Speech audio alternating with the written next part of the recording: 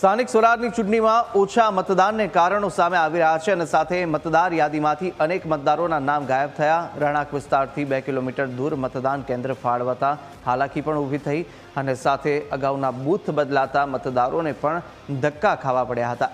કાળઝાળ ગરમીના કારણે અનેક લોકોએ મતદાન કરવાનું ટાળ્યું છે. રાજકીય પક્ષો અને ઉમેદવારોમાં રસ ન હોવાથી મતદારોમાં પણ ઉદાસીનતા જોવા મળી. વહીવટી છબરડા અને ગરમીના કારણે ઘટી મતદાનની ટકાવારી. તો મતદાન ઓછું થયું અને સાથે જ તેના પણ કારણો સામે આવી રહ્યા છે. મતદાર યાદી કે જેમાંથી અનેક મતદારોના નામ પણ ગાયબ થયા હતા. રહેણાંક વિસ્તારની અંદર જ્યાં તેઓ રહેતા હતા ત્યાંથી 2 કિલોમીટર દૂર સુધી મતદાન કેન્દ્ર ફાળવવામાં આવ્યા હતા અને તેને કારણે સ્થાનિક લોકોને પણ હાલાકી પડી હતી. વધુ વિગતો મેળવે સંવાદદાતા મલ્હાર સીધા જોડાયા છે આપણી સાથે. મલ્હાર, જે રીતે આ વખતે ચૂંટણીની અંદર ઓછું મતદાન થયું છે ને તેના કારણો પણ એક બાદ એક સામે આવી રહ્યા છે, કયા કયા કારણો અત્યારે અનુમાન લગાવાઈ રહ્યા છે?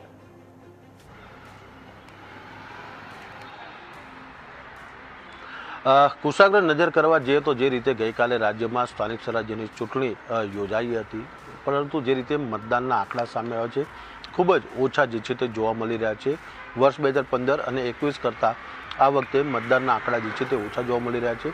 જોકે આનું એનાલિસિસ કરવા જઈએ તો આની પાછળના મુખ્ય કારણો એ સામે આવી રહ્યા છે કે જે રીતે ડિસેમ્બરથી લઈને ફેબ્રુઆરી સુધી જે SRIની કામગીરી ચાલી હતી તેમાં જે મતદારોના નામ નીકળી ગયા હતા તે લોકો મત આપવાથી ગઈકાલે જે છે તે વંચિત રહી ગયા હતા.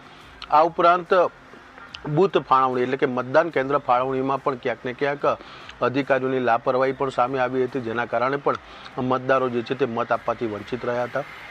કેટલીક જગ્યાએ તો એવી પણ ઘટનાક્રમને ફરિયાદો સામે આવી હતી કે મતદારે ભૂતકાળમાં જે બૂથ ઉપર કે જે મતદાન કેન્દ્ર ઉપર મત આપ્યો છે તે સ્થળ ઉપર તે પહોંચે છે ત્યારે તેને ખ્યાલ આવે છે કે તેને આ મતદાન કેન્દ્ર ઉપર મત નથી આપવાનો, તેમનું મતદાન કેન્દ્ર બદલાઈ ગયું છે, અન્ય જગ્યાએ ફાળવણી થઈ છે, જેથી મતદાર પણ જે છે તે મત આપવાનું ટાળ્યું હતું.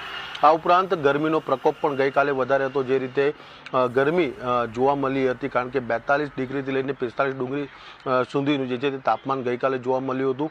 આ ઉપરાંત વર્ષ 2021માં પણ સ્થાનિક સ્વરાજ્યની ચૂંટણી યોજાઈ હતી. તે વખતે 21 ફેબ્રુઆરીના રોજ જે છે તે મતદાનની તારીખ હતી, એટલે એ સમયે એટલો બધો પણ ગરમીનો પ્રકોપ જોવા નહોતો મળ્યો.